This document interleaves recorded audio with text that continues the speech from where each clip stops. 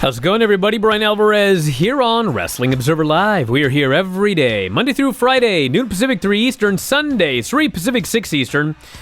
Well, today is the first day in a while that I have not just been, on the phone every 15 minutes. Look at the phone, new disaster. Look at the phone, new disaster. Look at the phone, new disaster. But it's Sunday, and tomorrow's Monday, so I am fully expecting that tomorrow we're going to be right back into it again. In fact, I'm pretty confident there's going to be news tomorrow on Wrestling Observer Live, but we got a lot to talk about today. We got a weekend wrap-up here. I haven't been around since Friday. Dave and Garrett did the show last night, so they talked about a lot of news for subscribers at WrestlingObserver.com, but in fact, we do have a lot of new things to talk about here today that I haven't had a chance to get into. That includes updates on folks having coronavirus tests, WWE running shows, WWE not shutting down in the middle of all of this, not even for hey, we're going to shut this building down and cleanse it, and then we're going to start over again. Nope.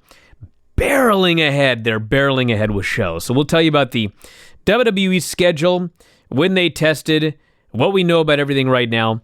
We've also got updates on Velveteen Dream. He was in a car accident. We don't have a lot of details, but he was hospitalized, and then he was released from the hospital. This is a story to follow. Also, we got updates for the Wednesday Night Wars. AEW, of course, announced a while ago that Fyter Fest was coming up over 2 days on TNT, and lo and behold, NXT that announced, same 2 days, it's going to be their big version of whatever they're doing, the Great American Bash, I guess they're calling it, over 2 weeks. We'll give you the lineup for those shows. We got ratings, we got updates on Chikara, lots of stuff here today. Maybe we'll take phone calls. Depends on how much we can get into, but we will kick it off when we get back from the break. Wrestling Observer Live. Back on the show, Bryan Alvarez here, Wrestling Observer Live. Mike Sempervive, also of WrestlingObserver.com. Well, let's do the coronavirus update first here today. Few things. Number one, at this point, Jon Moxley still has not gotten a positive coronavirus test. He's been taking tests, and there's still results yet to come, but as of this moment, he has not had a positive test. Renee is feeling a lot better, and that's the update on the two of them. I guess we'll see what happens. It's going to be very interesting because let's say that Moxley gets test results back today or tomorrow, and they're negative, okay? So, are they going to want him at AEW on Wednesday? Are they going to want him there for Fyter Fest? I don't know. And it's interesting because I thought for sure that there's no way this guy is not getting coronavirus. I mean, he was hanging out with his wife who had it. I mean, how could he not get it? They're in the same house or hanging out together. You know, he was advised you should probably, go to a hotel and quarantine yourself there, but he didn't want to leave her, so he stayed at home. How could he not get it? But so far, he's not gotten a positive test back yet. But, I mean, when was the last time they were in close contact? I mean, apparently they're in different places in the house right now, but whenever they were in close contact last, I mean, that should be the beginning of 2 weeks, right? Because it can take up to 2 weeks for you to test positive. So, there's no way he should be there Wednesday, right? What about the following Wednesday? I don't know the answers to these questions, but that's where they are at this moment. WWE did, in fact, tape Raw this past Saturday, so there is a Raw show for Monday, and I'm sure that what a lot of people are going to do is they're going to watch Raw, and they're going to say, okay, well, who was there last week, and who wasn't there this week? Because the people who aren't there on Monday are likely either people who failed or people who decided, screw this, I'm not doing TV for a little while. And what I can tell you about so SmackDown aired Friday, and the same thing happened. Everybody watched SmackDown. They said, well, this person was on last week. They're not on this week. This person was on last week. They're not on this week. A lot of people started making these lists. I'm not going to read the names here, okay? If you really care, Like, you can go find the lists on the internet. You can watch the show yourself, and you can see who was there and who wasn't there. All I can tell you is that when I looked at the list of people that weren't there, there are names on that list that were interviewed by Renee last week. There are names on that list that were in the ring with Jamie Noble, who also tested positive. And there are names on that list that are either friends or they travel together. I guess if you travel together, you're probably friends, but there are people that they hang out together. And this list, all I can tell you about the various lists out there is that I have no idea if they all failed. I have no idea if none of them failed. I have no idea if some of them failed. But I can say one thing, that on the various lists, there is one name that I am 99.99999% sure failed, because I heard from a couple of people that this person failed. But WWE, they do not want anybody getting their results out. There were a few people originally that went public. Jamie Noble, Adam Pearce, Renee, obviously. And I don't know about everybody, but I mean, I know that Renee apparently was they were not happy that she went public with it. So I presume they weren't happy with anybody, but I don't know that. But anyway, after those people went public, nobody has gone public. So we may not ever get a confirmed list of the people who have failed, but I'm virtually certain that there is at least one, could be all of them for all I know, but at least one on that list apparently tested positive. And I guess everyone's going to do the same thing for Raw tomorrow, so there you go. Kayla Braxton went public as well. Those are the four that went public. Renee, Kayla, Adam Pearce, and Jamie Noble. So that's the update. Oh, actually, there's more update before we go to Mike. Wednesday, here's the plan. So, a lot of places, one person tests positive, and they shut the place down. They do the deep clean. They don't let anybody come back for a week or two. Not WWE. There have been multiple positive tests, and they're just barreling forward. I mean, they taped SmackDown on Friday. They taped Raw on Saturday. Wednesday, July 1st, they will be taping both weeks of the Great American Bash. Thursday, July 2nd, they will tape the July 3rd and 10th SmackDown plus 205 Live. And Friday, July 3rd, the July 6th and 10th episodes of Raw will be filmed, plus WWE Main Event and Raw Talk. So basically, I mean, they will have taken Sunday, Monday, and Tuesday off after this outbreak. And by the way, after the outbreak, they ran 2 TVs before they're taking 3 days off. So that's where we're at right now. That's your update. Why are they just not taping the rest of the month then, in these next 3 upcoming days? I mean, I guess that's having supreme confidence that there's going to be no scaling back anymore in Florida than what's already been lamely done, I guess, to try to stop some of their massive COVID outbreaks, which good luck there. I don't... This is all kind of crazy. It's been crazy. The numbers that came out last week, the rumors of people talking to other people. I mean, I just... What can you really say? I mean, I don't know what I could really add to this. They're taping this week. They are upset. And look, if this was all about HIPAA, I could see being upset that there are names getting out, and you wouldn't want this to reflect back upon you that, that somebody is leaking HIPAA information, because this is, people's health, that's fair. But the problem is with WWE, it's like, you just don't want people to tell because you want to act like this stuff doesn't exist. And there is the big difference between WWE and almost everybody else, whether it be AEW or UFC, even places that have flaunted the rules and have done whatever they've wanted. They have still tried to at least act as though that they have some responsibility in all of this, where WWE has had none. And let me ask you, I don't know if this is Renee Young pregnant by chance? Did that come out at all? Is she pregnant? Because if I'm not mistaken, heard that at all. Okay, if I'm not mistaken, I thought Tahuti Miles or somebody that tested positive said, well, I'm trying to get up with Moxley, and I could be wrong about this as far as who the name was, because I'm positive and my wife is pregnant too. And I saw that Renee has got some announcement coming on Wednesday. I don't know if that ties in together, but it's just a reminder, even if it's not true, to stop for a second and think, who else are you infecting possibly by doing this? Forget about, you're talking about older people dropping dead, and the fact that, think about what Jim said on Friday about people who have lung conditions. Think about people who are pregnant, which everything affects them, or everything has the possibility of affecting them or the fetus.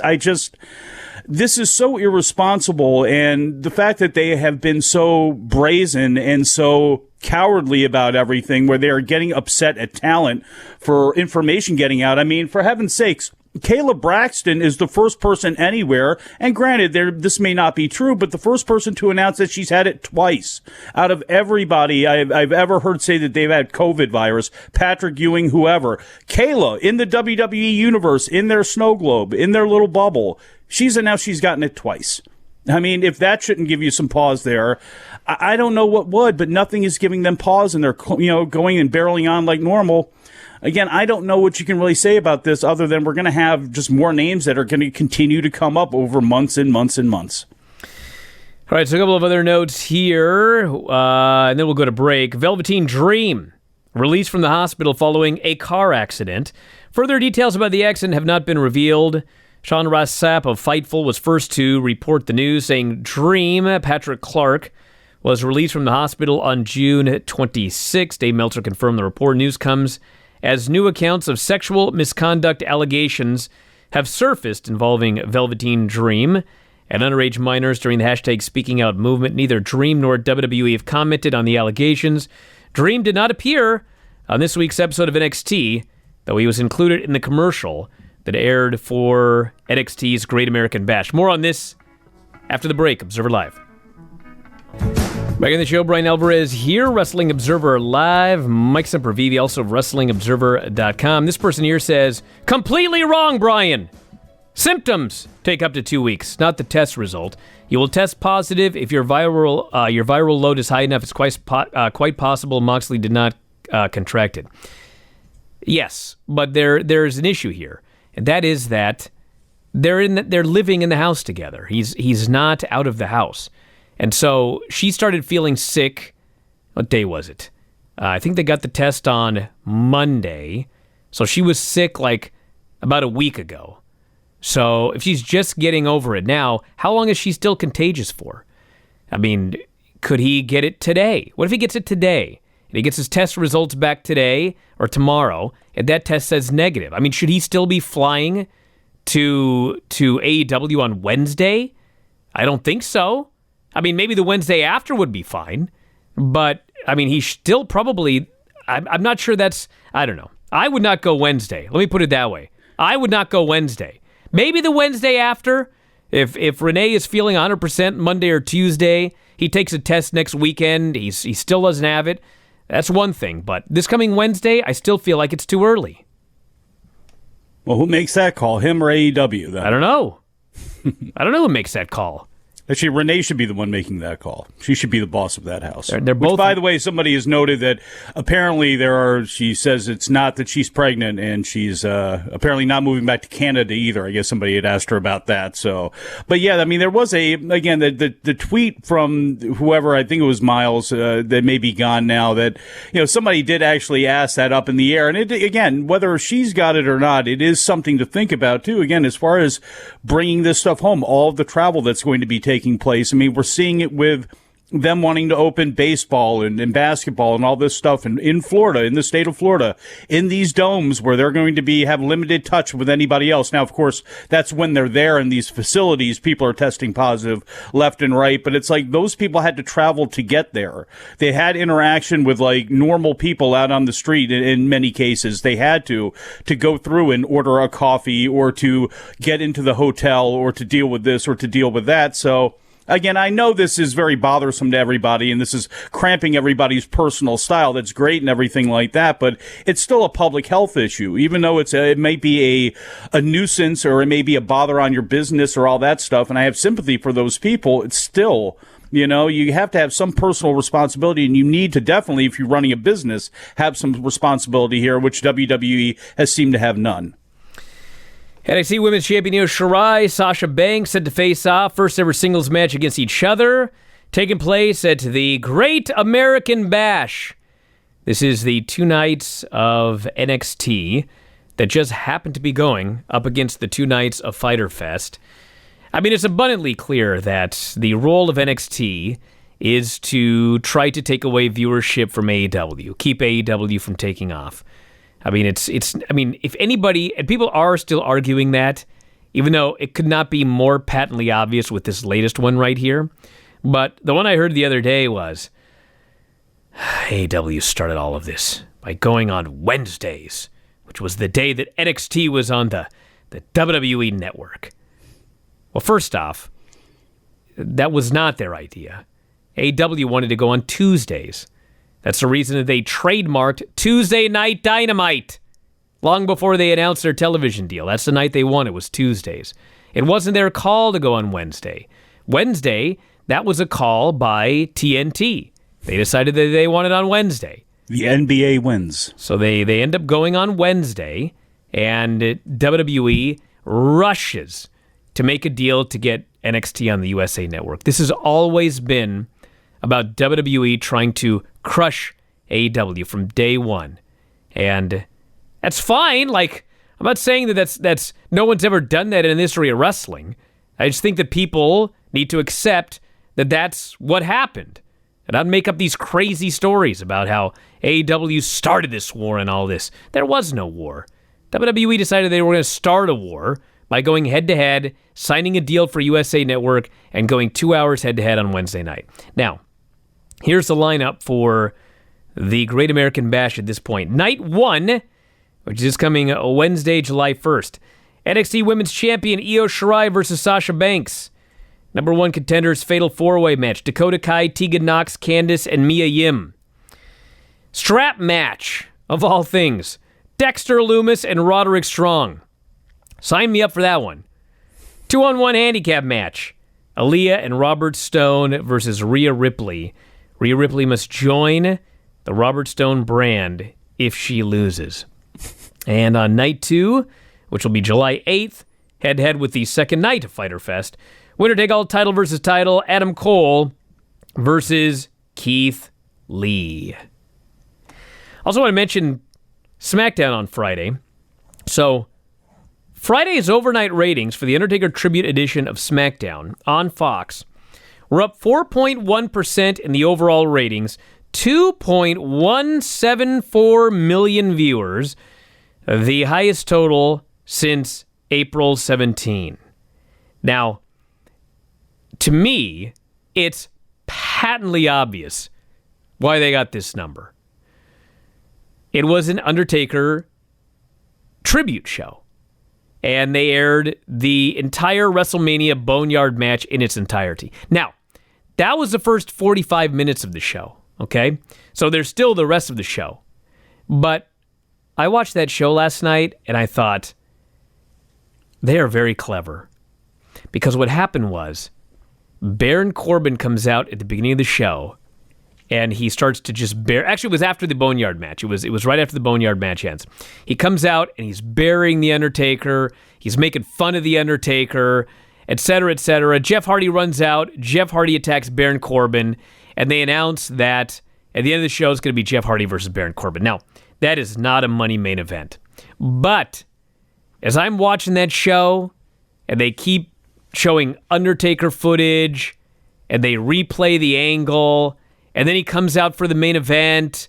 I mean, they wanted you to believe, and I think they actually convinced people, that The Undertaker was going to show up and beat up Baron Corbin. They even ended the match early and had Baron Corbin jump Jeff Hardy to again make you think Undertaker's going to come out and make the save. He's going to beat up this guy who talked trash about him all night. Of course, Undertaker didn't show up. But I did watch that show, and they never advertised that The Undertaker was going to be there. They never false advertised. But man, if you watch that show, I guarantee if I asked Granny, she was expecting Undertaker to come out at the end of the show. But he didn't. but they got a 2.174 million viewership out of it. So congratulations to them. Clever. No, not a bad idea at all to go ahead and do something like that. I'm not sure the news cycle, everything seemed to be playing pretty well for them on Friday night, which, that's going to help too, because again, AEW, NXT, Raw, SmackDown, if some big news breaks, it's going to have an effect. And it's obviously got a little bit more of an effect on AEW. Demographically, as we've seen, the over 50 crowd that is watching WWE is not watching anything else. They're going to watch their show, and they're come hell or high water, so we don't have to worry about those numbers at all. I guess I can ask you, has there been any buzz this week out of the Wednesday night rating between NXT and AEW? Because I got to be honest, maybe it's because all the COVID stuff was going on. We have seen, at least I have had people brag about, who work for WWE, kind of brag about their ratings and brag about their situation. And this week, where they actually had some reason to brag on Wednesday, I don't know if it was the news cycle, I don't know what it was, but they didn't really, there was not a whole lot of swagger coming out of them. It didn't seem like. Listen, this Monday Night War started in October. Okay? This was their second win. This is not the time to brag. They've bragged when they've been close, though, before. So again, I'm surprised that you actually get a victory here that you're not swaggering about. But again, I think that maybe that's because of the COVID. Well, they had far bigger fish to fry. And we'll see what happens on... Listen, the best theory that anyone's come up with is that there just wasn't a lot of star power on the AEW show. They lost a bunch of people that were going to be there. There were others that were only there very briefly in like vignettes or whatever. It was not a huge star power show. That's the best theory anyone's come up with. It's coming Wednesday. The next two Fyter Fest shows, those shows are loaded. And granted, NXT is running head-to-head, but, listen, I'm a big fan of Robert Stone. I'm a huge fan of Rhea Ripley. And they did build it up on television, but when I look at this show here, 4-way, number one contender women's match, that should be good. But we see 4-way women's matches, it seems like on a weekly basis. Dexter Lumis, Roderick Strong in a strap match. And then Roddy's a pro. As much as I love Aaliyah, Robert Stone and Rhea Ripley, handicap match, dude, the Fyter Fest card is way more stacked than this NXT card. So if they get slaughtered again this week, then definitely something's going on. And if they win handily this week, or we're back to normal, they win every demo except 50 plus, they win in viewership, they win in AT. If we're back to that again, then the theory was probably right. There just wasn't the star power last week. So I think we need to wait and see before we determine the sky is falling, et cetera, et cetera. Hey, Rhea, hopefully she picks up and kills both Aaliyah and Robert Stone at the same time, and not with what I'm sure that they are expecting people to tune into, which is Rhea somehow banana peels, and all of a sudden she's part of the Robert Stone brand. Back in a moment, Observer Live. Back in the show, Bryan Alvarez here, Wrestling Observer Live. Mike Sempervive, also WrestlingObserver.com. Phone lines are open. Yes, if you want to give us a call. Like Ryan, who was on the line, as soon as I turned him on, he was already on there. 844-913-2727 is the phone number. 844-913-2727. Got a few lines open, so give us a call, everybody. And yes, Ryan, you're on the air. What's going on? I have a question about the COVID tests in OWE. My sister claims that false positives are fairly common because she works in healthcare. Has that happened in WWE yet, or the Florida test a little bit more accurate than Pennsylvania? Well, I want to thank you very much for a call that actually asked a decent question. Well, I don't know. I have absolutely no idea. Listen, let me say it again. I'm not doubting that Kayla was told that she tested positive twice. I'm not doubting that she believes she was tested, or she tested positive twice. But it's still exceedingly controversial whether you actually can test positive twice. There have been a small number of people who allegedly have, but doctors still aren't sure most doctors feel that you can't, that you won't test positive twice. But there are these outliers, and we don't really know what that means.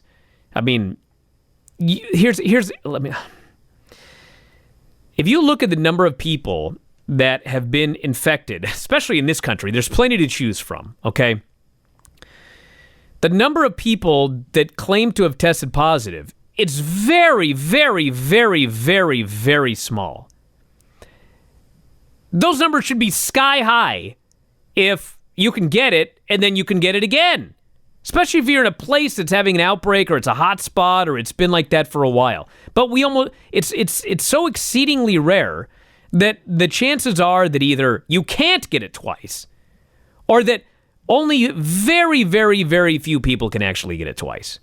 But it seems likely that maybe Kayla had a false positive either the first time or the second time. Now, as far as everybody else, like I talked about Friday, they got some test results back for Raw, and they didn't like them, and so they tested everybody again. I guess maybe in their minds they thought, gotta be some false positives here, pal. Let's try this again. And I don't know what happened. I guess we'll find out. Dude, I was watching SmackDown, and they had that thing at the end of the end of the show with Baron Corbin and Hardy and their wrestlers surrounding the ring, and I'm like, that's your available roster right now? Like, dude, I worked 100 shows that had more wrestlers on it than that one. So, I don't know. I don't know the answer to these questions. There you go. Let's go to... Actually, it's Paul in Barbersville, but he's got a gimmick name here. Paul, what's going on? Where are you, bro? Damn it, Paul. Can't hear him. Sorry, Paul. Let's try that again. This has not been Paul's week. All right, this is John. Right, John? Yeah, how you doing, Brian? What's happening? I think I might accidentally drop Paul. Sorry, Paul. Oh. It's one of those years. Go ahead. What's up, John? My question, and this is a simple one, and this is about Vince. Is Vince that conceited to not think that, to not believe, or to believe that the seriousness of the health of the wrestlers, or is he just that, I'm not saying dumb, but ignorant to the fact of the seriousness of the disease? And I know that sounds silly to me to ask you that question, but this is Vince McMahon, and I know he's in a bubble, but how tight is that bubble that he doesn't take any of this very seriously? Is he that paranoid, or he's just that ignorant? A little column A, column B? Well, let me, John, I want to thank you very much for the call. So,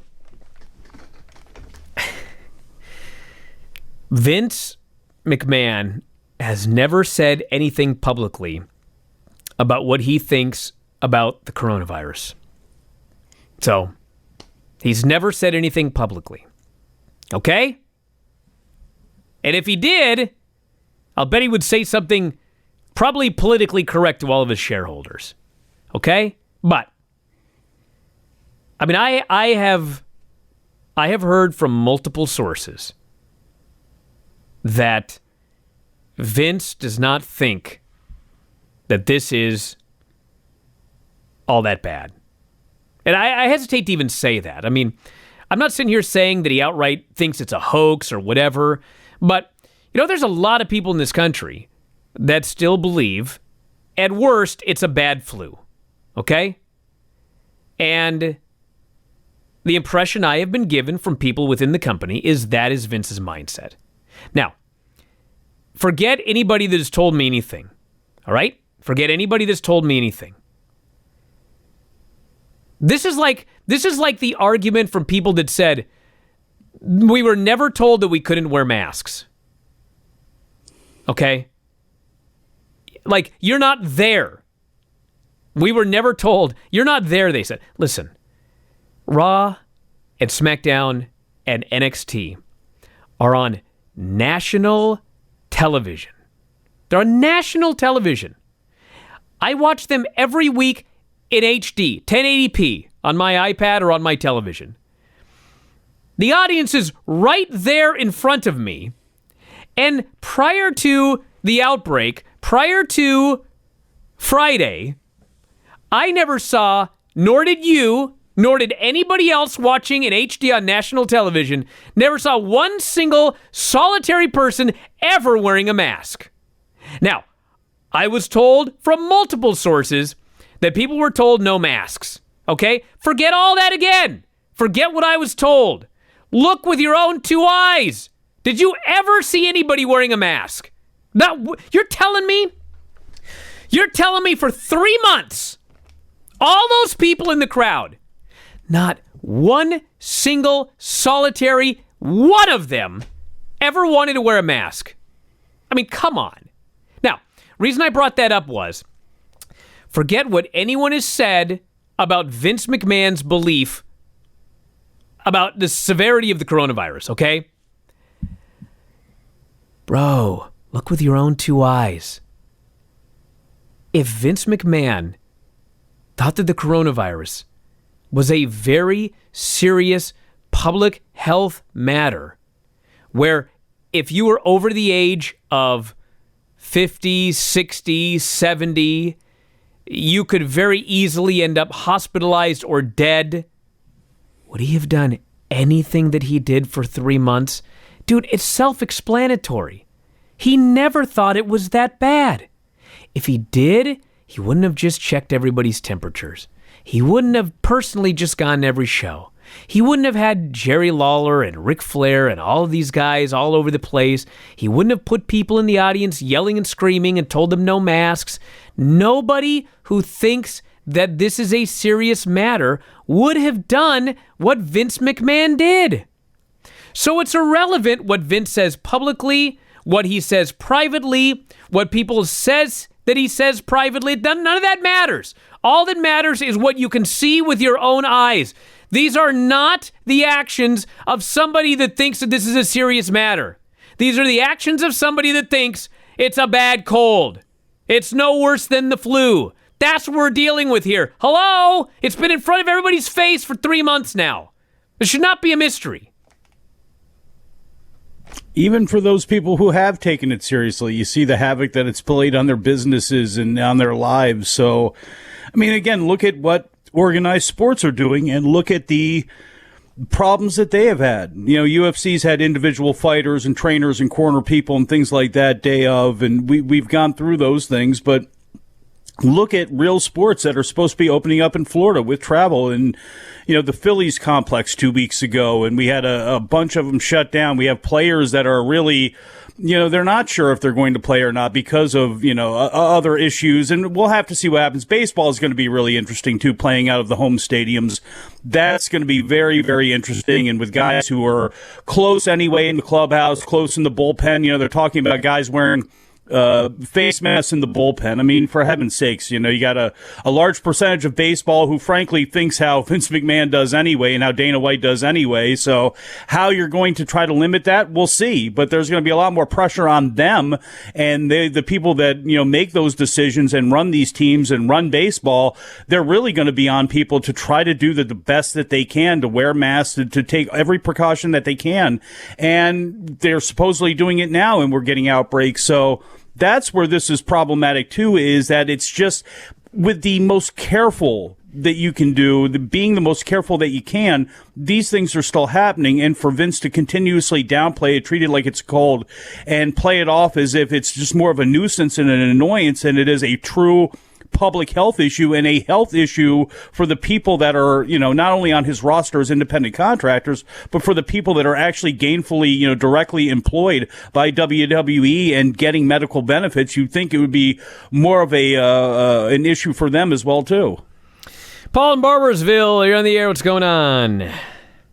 Hey, Brian. I guess I Paul. thought I'd talk. Yeah, I thought I'd talk about the elephant in the room and the end of Chikara. And, you know, at one time, Chikara Pro Wrestling was my favorite indie promotion, possibly my favorite promotion, period. And a lot of great talent came from there. And I think Mike Quackenbush never really got his due as a creator. But unfortunately, while he talked a very good game about having an open and safe environment, he clearly didn't always practice what he preached, and he surrounded himself with some trainers and other people who did not practice with what he preached, and ultimately that responsibility comes to him. And while a greedy part of me would like him to sell the company and let someone else run the intellectual property and do shows under the Chikara name, if this is the end of the promotion, I've had to say goodbye to some things that I've really loved over the years, like The Cosby Show or Warren Ellis comics. And if this is the end, so be it.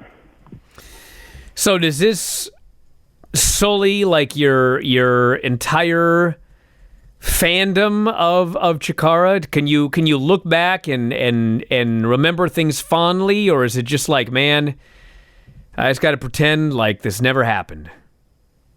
Well, I think there are going to be matches and events and things that I remember quite fondly. I mean, I even drove to that show they did in Columbus a few years ago. But because I have fond memories doesn't mean I feel like watching any Chikara shows for a while. Well, I don't know what to tell you, dude. I mean, I've heard from... What did you think, by the way, of his apology video? I heard a lot about that a couple of days ago. Well, I watched a little bit of it, and to be honest, I think it was ill-advised. I think Mike Quackenbush, he has this various, I guess you could call them quirks to how the guy speaks in public, and I honestly think, not because he's a carny or anything, I don't think the guy can speak in public without sounding like he's cutting a wrestling promo or on a podcast. And with this kind of serious statement, I think he's particularly ill-equipped to do this sort of thing. All I know is I don't think I got one correspondence from anybody that said that they thought that video was a good idea. But sorry, Paul, I know you were a huge fan. We could talk about this more on a different day. But back in a moment, Observer Live. Back in the show, Bryan Alvarez here, Wrestling Observer Live. Mike Sempervive, also of WrestlingObserver.com. Always bad news last couple of weeks here on this show. But if you're looking for something more lighthearted, Sunday nights, Bryan and Vinny show, we're just reviewing Saturday night's main event. And tonight it is, I think, March 87 Saturday night's main event. Whatever date it is, it's the go-home show for WrestleMania 3. Pretty sure it's March 87. So the go-home Saturday night's main event for Hogan versus Andre. It opens with the news that Andre has turned on Hulk. I can't wait to watch the rest. That's coming up tonight on the Bryan and Vinny show. And tomorrow, all I know, I don't know a lot. Actually, well, I think there's going to be big news tomorrow. But, don't go crazy on Twitter. I tweeted Buckle Up the other day because there was more stuff coming out, and somehow that morphed into Bryan says news that would rock the foundation of WWE is coming out. I was like, dude, I said Buckle Up, for crying out loud. Which, by the way, should have been obvious later in the day, but apparently it flew over a bunch of people's heads. But I expect more coming tomorrow, so we'll see what happens. But we are here every day, Monday through Friday. Noon Pacific, 3 Eastern. Sundays, 3 Pacific, 6 Eastern. Saturdays, 10 a.m. Pacific, 1 Eastern with Jim Valley. And that's all for today. Anything else, Mike? Oh, I got one other thing. You have nothing to say anyway. I'm watching you. You're just sitting there. You're sitting there with that hat on that we could sell advertising on that you never even offered that. I could. I mean, well, I'm too busy over here holding my thoughts on that. If you have an idea you want to come up with to sell advertising on it, I'm all for it. Producer Rob is coming up next, twitch.tv/F4W video. He explained to me we're going to tell a couple of stories, and I'm probably going to eat something dumb. So if you want to stick around for that plug, that show, it's coming up next only F4W video on twitch.tv. Check it out. And that's it. Thanks, Mike, as always. Callers and listeners, everybody in the studio. Talk to you next time. Wrestling Observer Live.